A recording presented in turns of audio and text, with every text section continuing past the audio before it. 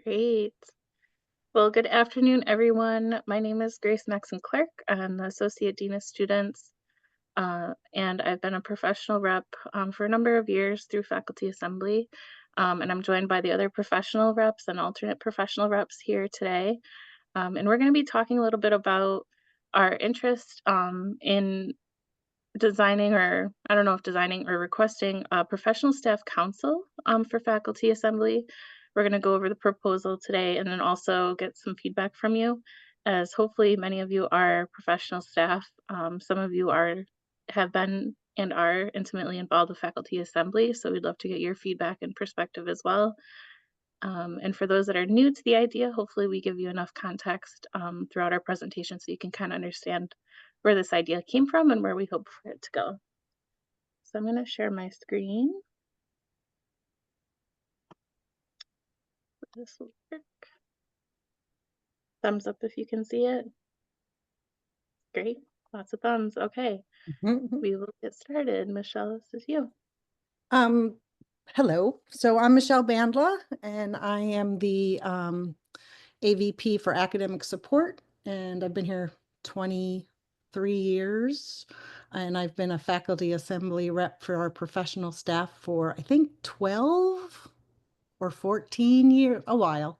So, I'm going to talk a little bit about the current position of what the faculty reps do. We're going to talk about the proposed council, what the purpose, the functions, who would be involved, and then we're going to ask for questions. So it's pretty straightforward what we're going to be doing.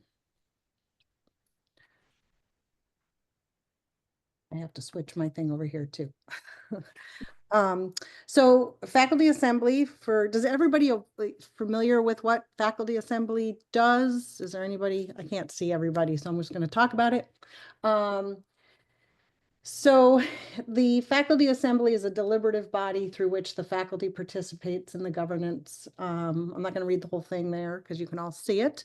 But it's, a group of people that are representative of different departments, and then the professional staff, and they have councils that review different pieces of policies and information so that there's voting on what we might move forward through the faculty assembly, what's going to happen on the campus, and if policies are going to change, those kind of things. They discuss and express the views on any matter deemed of general college concern, is what it basically says in the requirements. I'm going to flip to the next one. You have to be here for a full year to be a rep. We have representatives and alternates. And I think one of the other slides talks about, if you go to the next, oh, did we? Yep. This assembly should include representative from each department based on the number of people in that department. So if an academic department has 20 or fewer, they have 1, 21 or more faculty, they have 2. And then the professional staff, we have 3 representatives, and we serve a term of 2 years, and we rotate. And then we have an alternate for every rep. So there's 6 of us that are involved. Allison, David, and Marianne are the alternates, and then Jackie Wallace, who couldn't join us today, is the other rep with Grace and I for these years. There's about 700. Is this me still? Allison. This is me. Allison, yay. As Michelle said, I'm Allison Ayotte, one of the alternate reps to faculty assembly. I've been doing it several years now. As you can see from this pie chart, there's a very strong professional staff representation on campus when, compared with the number of faculty. The professional staff make up approximately 43%. So there are so many offices and departments on campus that are part of the professional staff. I checked out the list of attendees who were coming, and so some of the attendees that we have represented are professional staff from the library, CTS, student health and well-being areas on campus, dean of students office, different offices that are devoted to student life and activities, extended learning, and there's a number of other offices. Okay. Some of those include enrollment management, registrar, finance and human resources, university advancement, facilities maintenance and operations, athletics, and others. So the evolution of professional reps on our campus. So as you could tell, a number of us have talked about the years of service that we've put into faculty assembly. And over the years, we've all kind of looked at each other and said, how can we do this position better? How can we represent professional staff more equitably? How do we get the information to flow more streamlined between professional staff, reps, and the body and faculty assembly? So we really are a liaison between the groups, and we see ourselves as partners of faculty and kind of the overall mission of the college. We wanted to strengthen the feedback loop, and so one of the things we did with the support of Tim Neckritz and the president's office was we were granted access to use the campus-wide professional staff listserv sparingly, right? So we use that as an opportunity to share out information of issues pertinent to our work, and then also to gain feedback. So we've implemented the feedback form, and a number of you have used that feedback form to share with us what you were thinking and some concerns or questions that you've had about things that have come up on the agenda. We didn't have this before. That's why we call it an evolution, and we really kind of feel like at this point, looking forward, there's a better way that we could really serve the professional staff body.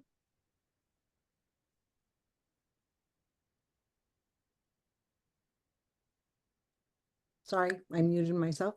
So one of the things that we've discussed is to create a council for professional staff. And, there's a number of councils on faculty assembly already, and those responsibilities are, they advise the faculty on whatever, like I said earlier, the policies and things that they need to do, and they report out at faculty assembly. In the next frame, the standing councils that we already have are APC for academic policies, assembly, the executive board is the executive board. The General Education Council discusses all the gen ed courses and anything that comes up in that response, the assessment and things on gen ed. The Graduate Council, Information Technology Council talks about what technologies we're going to be using on campus. Personnel Policies Council talks about anything that's going to sort of affect, I think a lot of it is on budget stuff, but Liz and Frank can hop in on that one if they want, or that's Priorities and Planning Council. So those are the ones we have. They report out at least monthly or at least semesterly on the thing, but most of them report every meeting. That's every 2 weeks. So those are the different councils that we have right now. So to kind of bring us where we are right now, one of the things that I mentioned earlier is, as faculty reps, we kind of look at each other and say, okay, what can we do differently? And we started having a conversation around possibly doing our own council. And you'll see from some of the feedback here, we had some lengthy feedback, but I wanted to make sure that this was captured. One of the things that came on the feedback form from our listserv this year was, as a body, FA is disproportionately underrepresented of professional staff. The larger question could be asked, where is there an environment for professional voices? Where in this is the environment our professional voices are not heard? And would this model be practical, viable, and useful within the bounds of shared governance? So we really kind of sat back and thought about this. It was interesting that this came through from somebody who wasn't really involved with our own conversations around what we could do differently or better. And so we started doing some research. David's going to share a little bit about that. Yeah, so I'm David. I'm an academic advisor, first year here as an alternate rep. So it's been exciting for me to get involved with this. So we looked to our sister institutions, the various SUNYs, to see, well, what kind of things are going on there in terms of representation for professional staff members. We see the greatest level of representation and involvement at the university centers. So at places like Binghamton, University at Buffalo, they actually had full-on professional staff senates themselves that were separate from their faculty senates or faculty assemblies. Within that, even having various subcommittees. At the comprehensives and even at some of the community colleges, you tend to see it more aligned with either something like a council or a committee, or I believe that was at Buffalo State. You saw a caucus there, even where kind of a collective group of people. And what tends to be the focus of these organizations tends to be topics of the well-being, professional advancement, evaluation, growth opportunities, and really holistically looking at the professional staff experience and how it might differ from the faculty experience as well. And trying to capture really what are the unique knowledges, experiences, and challenges and difficulties that might align with those positions. And then how to best bring those to the larger institutional body, whether for consideration or to advance on to administration, to bring out guidance and wisdom or shared governance as well. So some of what we drew up in the next couple of pages was inspired from those organizations there, but we do see this already being replicated at other institutions. So, in the summary of what was shared already, nearly out of the approximately 700 faculty and staff members, 300 of them are professional staff on our campus. However, we only have 3 votes for professional staff in faculty assembly. We've thought long and hard about what that looks like, and right now, where we're at, the size of our institution, and understanding, the complexities of the shared governance space.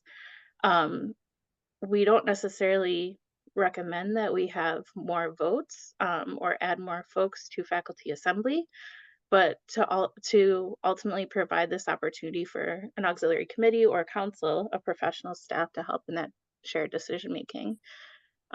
So we would like to request the creation of the Faculty Assembly Professional Staff Council.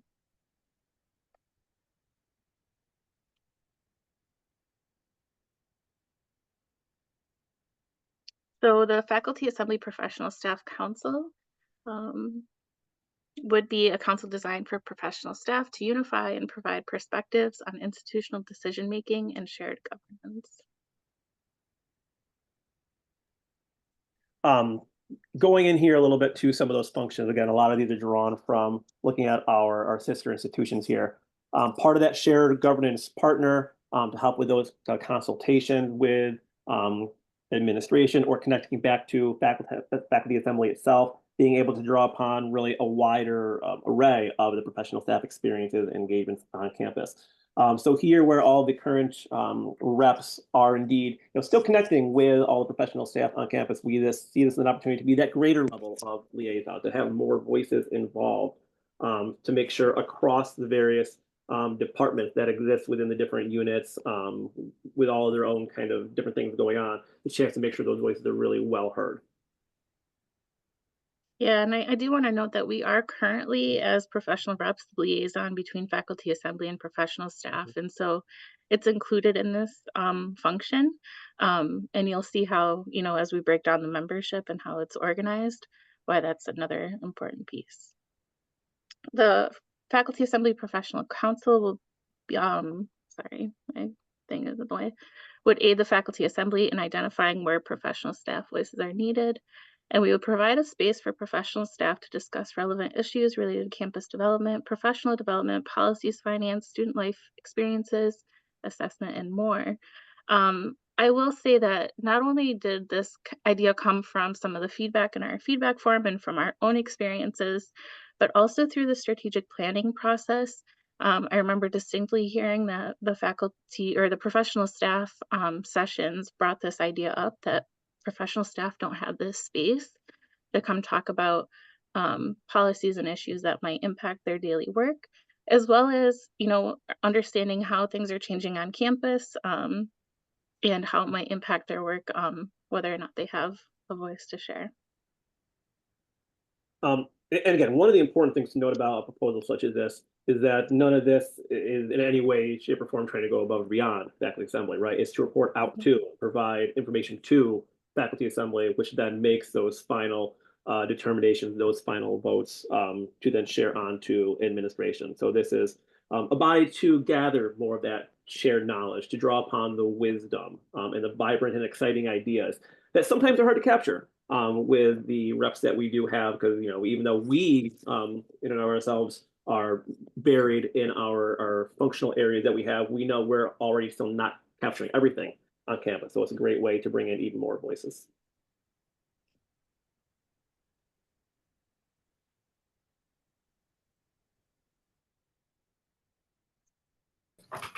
I'm Marianne Preston, and I work in the Institutional Research Office, and Allison and I are going to go over the next couple slides. And I'll say right off the bat, this is an area where we really are looking for feedback. So as I kind of explain how we've tried to think about membership, you can think if it makes sense to your work and kind of how we've gone about doing this. So you saw that for faculty, there's a clear designation, how big your department is and how many representatives you have.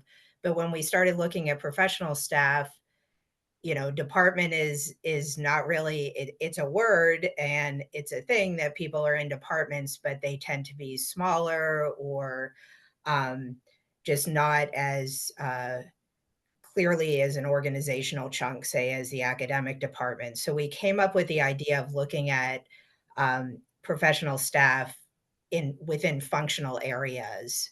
And so we're going to explain kind of what that looks like and who's in the functional areas. But basically, our guideline would be similar to faculty, that you would have one representative per area that's around the size of 25 to 40 people. And we'll explain how that might look operationally. And council would include the elected professional staff representatives.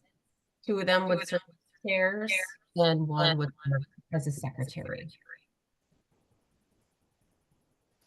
And then, yeah, go ahead.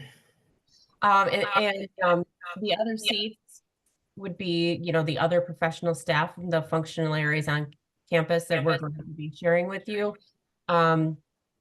If there are seats that aren't taken in the first 4 weeks, that seat would then turn into an at-large seat, and then a person from a different functional area could run for that seat.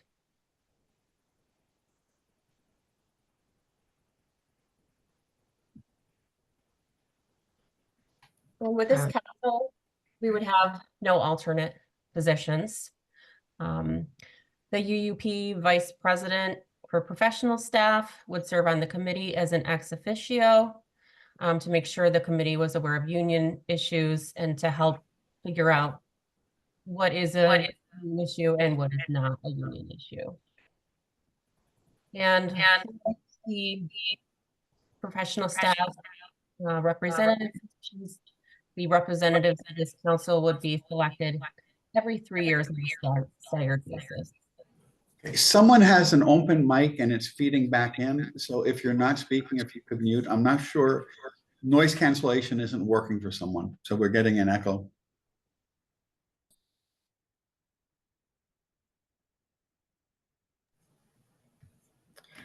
Okay, so Allison and I spent some time looking at just an Argos report that the Institutional Research Office gets of just all faculty and staff on campus. And basically our approach was kind of, there's no real button way to identify professional staff. So we kind of took away everyone who wasn't a professional staff and kind of looked at who was left.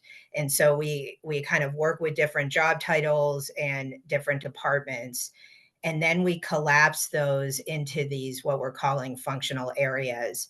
If you look at, there's a linked line at the top that'll show you, again, some of it's a little cryptic, but what titles and departments are lumped under each of these. So that, for example, there's professional staff within a lot of the science departments, dean's office, several in CMA, like the arts programming. So those would be under the academic departments. And then there's 2 positions under the provost office itself. A big area, which you would know, would be academic support, library, registrar. And this, again, you know, where do you put some of these areas and how do they lump together? But one of the things we really were trying to do is create something that was really about, you know, students and the work of the college. Like, it's about how we function, sometimes more than how we're organized. So that was kind of our thinking. Extended learning, big group unto itself that really has a lot of value to get their information out. Campus technology services. So then also the color coordinating is kind of how they fall by division. So the blue is academic affairs. We have enrollment management, where we put both, obviously, admissions, financial aid, also international education and programming, university advancement, the finance and facilities, and then things we kind of lump student health and well-being around things that have to do with everything from the dean of students to the health center, counseling, recreation, all those kind of things. Obviously, res life and housing is a huge area. And then we lump things, offices that report to the president. And at the end of the presentation, you'll have a chance to fill out a feedback form where you can indicate whether you feel like the category where your office or department is listed is accurate, and you'll be able to share, you know, any comments you have about that. Great. So I'm actually going to share that form with everyone right now, but also open the floor for questions, comments, concerns, any ideas that people would like to share, either outwardly or in the chat. Now, as Grace is getting that ready, I'll just kind of echo once again there. As we were even looking at some of those different ways to divide and to kind of best represent different parts of the institution. I'll say kind of behind the scenes, that was a very large chunk of our conversation, because we really want to make sure we have as many voices as possible represented and heard at the table. So we're, again, bringing all that collected knowledge, knowing that even within that group, it's going to be a fairly small group. Not everyone's going to be heard, but will at least someone have a chance to maybe have someone in a similar functional area or an area that they work closely with who can then speak on their behalf or know of their experience. So definitely somewhere where we're looking for feedback on, or what are we missing? What are we blind to? Frank, did you want to? Yeah, I'm an outsider, but I'll weigh in. Thanks for, first of all, thanks for the presentation. I thought it was excellent. And I just have a couple of comments. First, I'm all in favor of the council. I think it's a really fine idea and makes a lot of sense. I don't know about all the logistics. I mean, Liz has forgotten more about FA than I'll ever know. So there might be actually some logistical issues, but I like the concept of it. So I support that. You know, I can imagine some debate happening about sort of the separate areas that you've created, and like, is the representation fair? Does it make sense? Those kinds of things. I just have a general comment, and it actually relates. First of all, I would say you guys seem to be more organized than faculty in terms of the way you disseminate information. So good. My hat's off to you.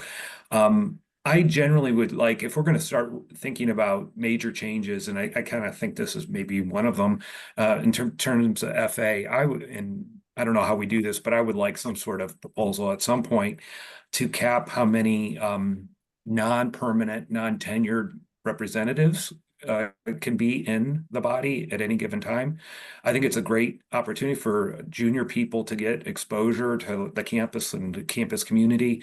But I get worried, particularly as I think going forward, we're going to have to make difficult decisions. that if we have too many people, a critical mass of people who are not permanent or not tenured, it makes voting difficult, I would argue. So that's just my 2 cents. Thanks. Thank you, Frank. And I just wanted to make mention of your comment in the chat as well, about the professional VP. I did speak with them about this idea a couple months ago, and they were on board with supporting it. Even if maybe they don't attend, I think we can use them as a person to bounce ideas off of if something feels like it's getting into the union territory of issues that people are bringing things up. Well, that's great. I just, he one time he told me he was very nervous about overlap. I'm not, but he is. Thank you. Liz? So my internet's free. People keep freezing. So if I'm freezing, just let me know and I'll just go make my comments in the chat and show myself out. You know, as far as the non-permanent, non-tenured issue, I think the real issue is you have alternates. And, you know, when we've had junior faculty as our FA rep, we've had a tenured alternate, right? As a in an academic department. So, you know, I would, you know, just shame on faculty. Oops. Any department right now with the rep needs to have the tenured or the permanent alternate ready to come in and cast a vote when it is a contentious vote, as well as that. You know, as far as that goes, I would just say, you know, next steps, I think you're gonna want to make your case directly to FA sort of prior to a vote, because this should go to personnel policies and then be written up as, you know, you will be as a new council, as a new article. So you will amend the bylaws. But I think one mistake people first. So I would ask, you know, Gwen, I don't know if you've talked to Gwen, but I would like, you know, early on, I think it's good for you to try and present to the faculty assembly of just as this is our idea, get some feedback and decide if, you know, what you want the amendment to look like as it would go forward from personnel policies. I do think logistically, I think it's doable, but you know, if you elect the council the way you elect the other councils of assembly, it's a little bit of work to figure out what reps are in what area and are eligible. Because you have a bunch of different areas, but you know, we have area restrictions for APC and priorities and planning, and other places, general education. So obviously it's not insurmountable, but that's it. Thank you, Liz. That's really helpful. We didn't really share too much of our timeline, and we probably could have included that, so I apologize for that. We did speak with Gwen, who connected us with Jeff, and so I did a preview meeting with Jeff and PPC. There wasn't a great attendance at that meeting, so it was only a couple of voices and opinions shared, but they did help us prepare even for this presentation. They kind of wanted it earlier, but we wanted to make sure that we shared it with the body first and with folks. So after today's meeting, we're going to share this recording and this form with the listserv to get more feedback, and then move forward with sharing it with faculty assembly. Thank you so much. Terrian. Hey, yes. So I have a specific question. Looking at the different departments that you all have outlined, what I've noticed is that some representatives, as we think about auxiliary services, as we think about advancement, are not represented by UUP or other unions. And so definitely there needs to be support there. But how do you all see that as a challenge or an opportunity of areas that don't have a union, like of their participation in this, or the lack of their participation, or is that not a problem at all? I just see that it is good, as Frank is here, that professional staff do have some representative through the union, but just those areas that don't have representation from the union, it is good to have some representation, but just curious what their outlook would be. So just open to thoughts. Yeah, that's a great point. I think we talked about it a little bit even related to the university police and their engagement, because they also have a different union and a different umbrella, but we can definitely take note of that when we start putting our outreach up there. Thank you. Caitlin.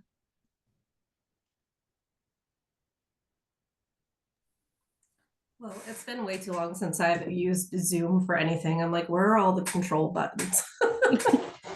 I also want to echo the comments that, I applaud you for doing all of this benchmarking research and putting together this proposal and presenting it during the workshops.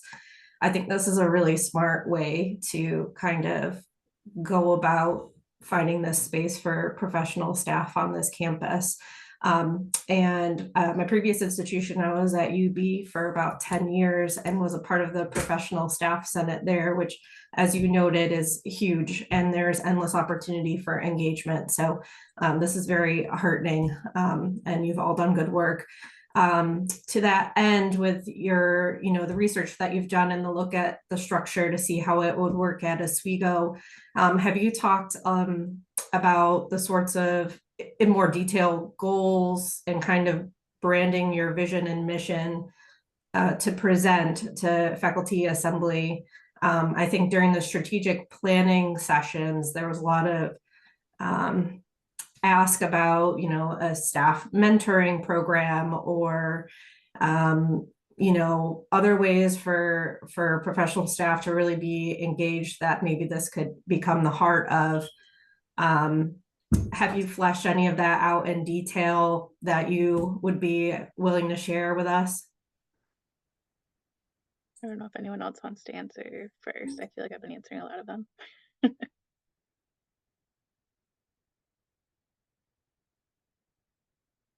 ahead, Grace.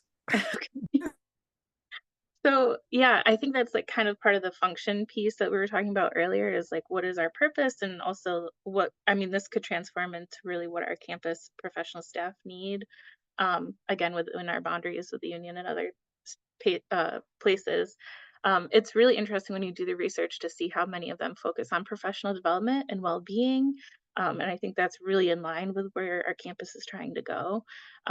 So I think as we develop this, right now we're an army of 6, but plus our colleagues here in the space and across campus. But we would love to get more feedback, especially with your expertise from your university before, and any other, definitely please add it to that form. And if you want to be involved with the conversations, that's why we wanted to host this space. So thank you for sharing that. Awesome. Thank you. I don't have expertise, but I have emphatic, enthusiastic approaches to things. So also welcome. Other comments, questions, feedback? Did everyone see the form in the chat? I did share it there if people have things to provide. Can people hear me? I can't raise my hand with the computer, so. We see you, we hear you, Janine. So the last time we updated the charter of faculty assembly was in the 90s. So in fact, most people that are on the call were not here when we established the councils that we now have. We have gotten rid of multiple councils. So I'm prefacing what I'm about to say by saying we have had councils that are no longer councils that none of you know about because they have gone away. The ones that have lasted and exist have a very clear function. So when you look at UCC, Undergraduate Curriculum Committee, they review 100 courses each year, and they make recommendations on, they go back and forth with the people that are making those course updates, and then they make recommendations that are presented at faculty assembly, and ultimately there's no concerns raised there. Those go into the college catalog. It's really clear what they have to do every couple of weeks. I mean, you really can't be confused about their purpose. Academic Policies Council. I review every curriculum update on this campus, as does the dean that is relevant for. Ultimately, APC and Partisan Planning Review, and when they approve it, you hardly ever hear a peep from faculty at faculty assembly because a lot of work was done prior to them actually voting. So I know what APC does. I really do. I mean, I'm in their meeting every couple of weeks, and there's always business that they have to take care of. So I think the first thing you have to do is really clarify what is that business. I mean, like every 2 weeks you're going to get together. What are you going to look at? I mean, and I'm not trying to be facetious, it's just, it's important to be clear in establishing another council. Well, what would that business be? Are we just creating a forum where people get together and talk about things? Is that really a council? So I'm just helping, I hope, to clarify that there's got to be a real mission. I mean, what is the function? And until you come up with it, and you don't have it yet. I mean, I heard everything that you said, but in terms of the business of a council, that's got to be made clear. Like every 2 weeks, going to get together, and what will you do? Yeah, I was gonna sort of to Caitlin's point and Ramin's point that that's something we really need to hash out. I mean, we used to have an admissions and retention committee that was a lot of professional staff, and it didn't have a clear charge. So I think that's something we really do need to sort of hash out, and hopefully the feedback we can get of what are some of the pieces of policy and areas that we may need to talk about specifically. So Ramin, your point is very well taken and not lost on us, because that was a conversation we really wanted to make sure that we hash out a little better than we have now. So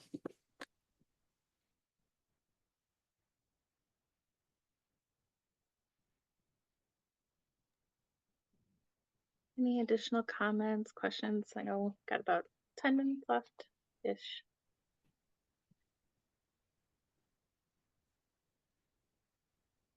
I have one more question, and I guess I'm just going to ask it. How are you going to get people involved in this? Because there are people, especially faculty, engage and talk about their burnout. There's staff that also talk, and there's research about staff burnout. And there are many people on campus, like you all that are leading this, that are also dually involved in other areas. So how are you going to get individuals involved and motivated to do the work and push the work forward? Mm-hmm. To be honest, I've been really humbled, excited to see the folks that have spoken up already, whether it was through the feedback forum or through this space here, or just side conversations. You know, sometimes even just having this on the list of things to pick for SELT, we've heard from people saying, oh, I'm glad that you're doing this. I think there's an undercurrent right now. I think this is the time to establish it because of the conversations around strategic planning. I think this is the time to kind of gather that interest in the folks that are involved. I don't know if other folks from the group have other thoughts, but I think this is the time to try. And I think we'll learn from our colleagues whether or not this is the right step for what we need as professional staff. No, Grace, I agree. I think, if the topics are truly meaningful to the staff, that they will absolutely participate and be willing to represent each other. I can think of a handful of topics just running through my head right now of, oh, this would be fantastic to help address this. This would be wonderful to help support just, minor inconsistencies throughout areas for staff that, hiring practices, qualifications, salary ranges, just to name a few, and that's just a starting point. So I think people would be all over wanting to get involved. Thank you, Holly. Frank? Just one sort of something Ramin said and a couple other folks said made me think of this, and it's just something to be aware of when you think about it. And I don't know if there's anything you can do about it, but something, working in the union, it comes to it's impressed upon me every now and then is, when I'm talking to someone who's a professional and there's perhaps an issue, very often it involves fellow union members, right? And so, and I would say the one thing about faculty, in at least most of the departments, and Liz and Ramin could feel free to jump in and correct me if you think I'm wrong, is there's a sense of, like, when you're a tenured faculty member, that you have a department chair, but your department chair, you don't really report to your department chair. I mean, you go there and you talk about your classes and things like that, but there's not that sort of sense of, oh, I got to report this week to this person, right? Whereas professionals, there is more of that culture depending upon the department. And I can imagine if you have this council, perhaps there might be some different views on things like, hey, the majority of us think X, but I have to worry about that because suddenly my supervisor says Y. And I don't want to, I don't know, maybe I'm paranoid, but I guess it's my Marxist training. I'm always sort of interested in power dynamics. So just something to think about as you think about the body, if you go ahead. Great points. Liz? Yeah, I mean, I'll just follow up. I think, potentially, I think Ramin's points about, really honing in on what's going to be the business of productive form, because some things are brought to union that are not union business, but they don't feel like they have another place where they can go. Like, governance, they didn't feel like they had a governance option, right? And so I think that's potentially a big issue because, on the, fetching on a private Facebook group, a mixed company is not going to be a productive forum as well. So this potentially gives you a productive forum to sort of look at things and, particularly in a community among colleagues of member to member, not necessarily telling people what to do or you've done it wrong, which gets you to another thing of transparency. So I think big problems come up, and this is even true with faculty, of people not even knowing how things are done elsewhere, or what is done or what's available. So I'm astonished, faculty will be astonished in one department never knowing that things could operate this way or this was an option because we weren't talking to each other, and we have a governance body, right? And still then, if you observe, there's these vast kind of units that professionals are active in, and their day-to-day can be very different based on, in residence life versus CTS versus extended learning, right? Big difference versus financial, or big differences in what their day-to-day looks like, right? And kind of having that opportunity to share and all of that could be productive. But I would go, I think Ramin brings a real important point as I looked over it, right? It should be more than just a share like that. And say, well, what do you really want to do? And I would actually note we had like a student services council that kind of slowly withered and died. And this was before COVID. And part of it is we didn't necessarily have business that brought us together every 2 weeks or even once a month. I would say in the time that I had served on it, we had a really capable student leadership that was like, we can do it ourselves, go away. Or, nicely, very politely, professionally, respectfully, but they had it. They need us. And so that was, but I think that was kind of been a failing. And outside of faculty assembly, for example, what is it? There's a committee on quality and integrity, academic quality and integrity. I think they suffer too from a set agenda and a set sort of purpose of things that come up. And so, I mean, they meet very sporadically, if at all. And it's hard when you have tasks in that area to actually get a timeline because they're not part of the council structure. But I think that's part of the issue that Ramin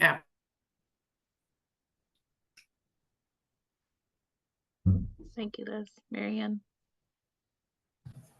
I just wanted to mention, I see one of the purposes having to do with processes. Like, we're a very process heavy campus in different offices, and the opportunity to come together and really fine tune some of those processes that span across these functional areas, particularly in student support, whether it's the residence halls, whether it's the advising. And I'll say, I actually talked to some faculty members that said, oh, I'd love to kind of be able to talk about some of these processes of, when faculty are involved, and, obviously we know Starfish and the flags, and then, but where's the follow-up and how can we work together? So I think that some of those functions of this council, that would be some of it. And some of it is getting on sort of a kind of a cycle of when different issues and data is shared and processes are rehashed. How did registration go? How can it be better? These are continuous improvement kind of conversations that would have a place to live, and then maybe, you know, recommend professional development or recommend different changes in things. Some of my thoughts.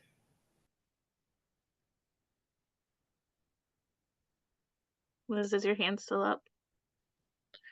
It wasn't, sorry. But I will say, as you talk to Gwen and stuff, if at first there's pushback on the council, although I don't see that. You know, one way some council setting committees begin is with the task force.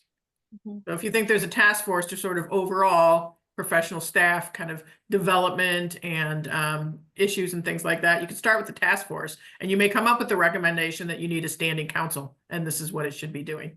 So that's, you know, another way to think about the approach. It's probably certainly delays the creation of the council, you know, if you went that way, but that's another, if you think I need more feedback or more investigation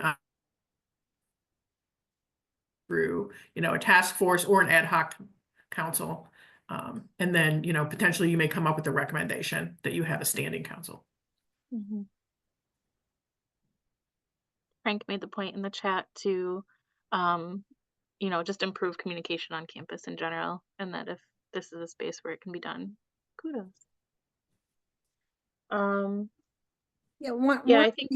Oh, go ahead, Michelle. I was just going to say, one of the issues that kind of brought this about is the six of us talking about how difficult it is for us to get information to professional staff. Like, you know, we wanted to send this out to the professional list saying, you know, this is happening, and we couldn't, because that's not what the list is for. And so, you know, for 14 years, I've dabbled in this over and over again on trying to figure out how do we get information to and from professional staff all over campus, because there's not a really good list, you know, really good communication process to do that. So that's kind of where this started.